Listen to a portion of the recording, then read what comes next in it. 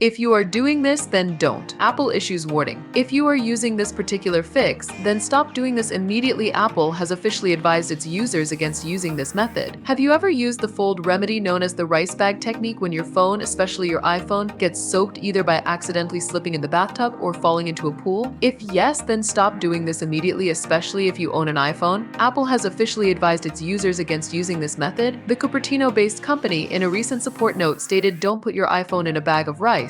Doing so could allow small particles of rice to damage your iPhone." How did this technique become famous? When researching about this folk technique, it was learned that the origins can be traced back to the history of photography, where photographers used rice to maintain their cameras. However, this method is not suitable for modern-day smartphones and can even cause further damage to the device, as testing has suggested uncooked rice is not particularly effective at drying the device. What should be done if the phone gets wet? Apple offers guidance for users who get a liquid-detected alert when trying to charge their phones.